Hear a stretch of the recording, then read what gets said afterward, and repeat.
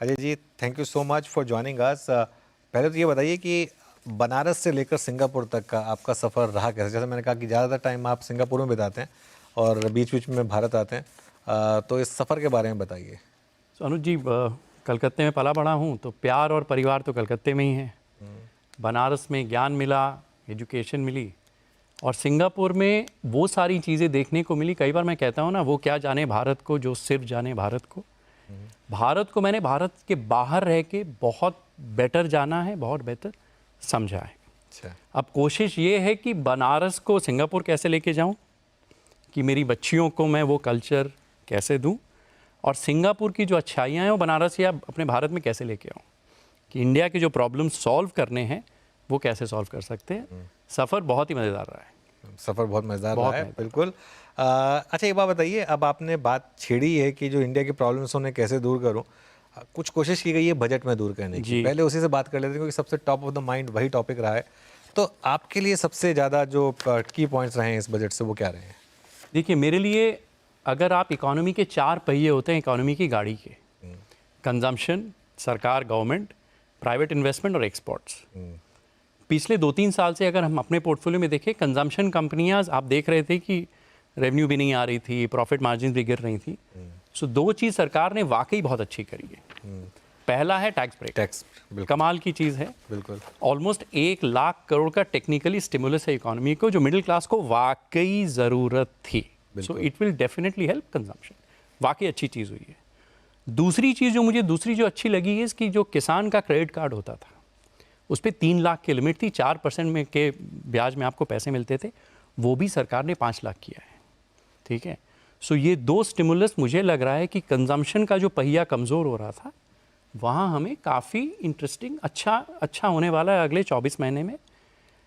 कुछ चीज़ें जहाँ हमें लग रहा है कि थोड़ी और बेहतरी की ज़रूरत है, वो है प्राइवेट कैपेक्स के लिए और क्रेडिट ग्रोथ के लिए। अगर हमारी इकोनॉमी 5 से 6% रियल जीडीपी ग्रो करती है और 5 से 6% हमारा अगर इन्फ्लेशन है, तो 12% लेट्स से हमारा नॉमिनल जीडीपी ग्रोथ है। क्रेडिट ग्रोथ पिछले क्वार्टर में सिर्फ 10.4 था, नॉमिनल जीडीपी से कम। भारत की इकोनॉमी के लिए ये कम है। वी नीड एटलीस्ट कि अगर जीडीपी 12 है तो 1.5 टाइम्स हमारा क्रेडिट ग्रोथ होना चाहिए। सो वहाँ थोड़ी कमी है। मुझे लग रहा है अगले 18-24 महीने में उसकी भी ज़रूरत है, तो प्राइवेट केपेक्स भी टेक ऑफ करेगा। तो क्या आरबीआई उसमें हेल्प कर सकता है अब जब पॉलिसी? एग्जैक्टली, यहाँ पर आरबीआई की ही ज़रूरत है। यहाँ से सेंट्रल गवर्नमेंट बजट में ये चीज़ नहीं कर सकती। यहाँ आरबीआई को अपनी पहल करनी पड़ेगी कि अब आप क्रेडिट बढ़ाइए। कुछ तो उन्होंने हिंट दिए भी हैं मंडे को, जो उन्होंने किया था लिक्विडिटी वाले मेजर्स में। देखिए, इस पे बहुत लंबी चर्चा हो सकती है। In short, as an FII, credit growth की बहुत ज़रूरत है भारत को। अब देखिए, अगर कंजम्पशन का इंजन चलना शुरू हो जाता है, तो आज मैं एक व्यापारी हूँ, मुझे दिख रहा है कंजम्पशन मेरा बढ़ने वाला है, यहाँ पर स्टिमुलस आया है, तो मैं नए कारखाने लगाऊंगा। कारखाने लगाने के लिए मुझे बैंक से लोन चाहिए। सो एवरीथिंग, देन वो एक अच्छी सी वर्चुअस साइकिल शुरू हो सकती है। तो विशेष साइकिल से वर्चुअस साइकिल में बहुत ज़रूरी है। हाँ, बहुत ज़रूरी है, बिल्कुल।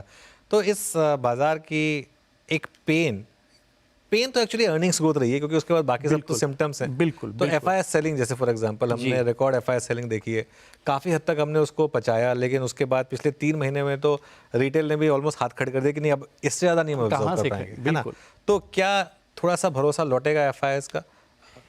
देखिए, एफआईआई को आपको लंबे समय में उन्होंने क्या किया वो समझना पड़ेगा। तो अगर आप चार्ट्स दिखाएं, मैं आपको बता दूंगा कि अगर मैं बहुत सारे हम मित्र हैं, एफआईआई पैसे मैनेज करते हैं, हमारे जो बाहर के फंड है वो यूएस एंडाउमेंट फाउंडेशंस हैं। तो सबसे पहला ये चार्ट है। ये है निफ्टी का 20 साल का रिटर्न 31 जनवरी 2005 से 31 जनवरी 2025, 20 साल। निफ्टी ने 14.5% रिटर्न दिया है रुपी में। ठीक है। लेकिन अगर आप अगला ग्राफिक देखें, ये निफ्टी का है, नॉट ये निफ्टी, मैं सिर्फ इंडेक्स लेवल पे बात कर रहा हूं। डिविडेंड को अगर वो कर ले तो this is total return. Okay, ठीक है। ब्लूमबर्ग का ये जो चार्ट है, ये टोटल रिटर्न चार्ट है। ठीक है। हाँ। लेकिन अब आप इसका अगला चार्ट देखेंगे तो वो हमारे रुपए का चार्ट है। हाँ। जब मैंने अपना करियर शुरू किया था, रुपया 40 रुपए का, बिल्कुल। आज 87 रुपए का है। तो रुपया हो गया है आधा। हाँ। अब अगला चार्ट देखेंगे तो आपको एकदम समझ में आ जाएगा कि एफआईआई परेशान क्यों है और क्यों बेच रहा है। ये कंपैरिजन है निफ्टी और एसएनपी का, दुनिया का सबसे बड़ा बाजार S&P और 500 हमारा बाजार लास्ट 20 साल डॉलर रिटर्न, क्योंकि जो एफआई पैसा डाल रहा है ना डॉलर में डाल रहा है, लाल डॉलर में लाइन लेके जाएगा। S&P की है जी, अब लाल वाली लाइन एसएनपी की है, सफेद लाइन निफ्टी की है, एकदम बराबर रिटर्न है। निफ्टी ने किया है 10.74, हमने किया है 10 और एसएनपी ने किया है 10.63। आप अगर अमेरिका में बैठे हैं, आपके लिए भारत एक इमर्जिंग मार्केट है। आपसे मैं अगर कहूं कि यार चलो आप यार नाइजीरिया में पैसे डाल दो, आप मुझे क्या कहेंगे? एटलीस्ट डबल रिटर्न मिलेगा तब तो मैं डबल नहीं तो 5-6 पॉइंट तो ज्यादा दो मुझे, करेक्ट? अगर बराबर है वो क्यों रिस्क लेगा? क्यों रिस्क ले? 20 साल, करेक्ट? ये निफ्टी के लेवल पे है। अब आप कहेंगे कि यार नहीं इतना ठीक है, वहां पर आप साइज में जितना खरीदना है खरीद सकते हैं, जितना बेचना है बेच सकते हैं, यहां नहीं कर सकते। पहली दिक्कत ये है, अब लिक्विडिटी एंड सेम रिटर्न है।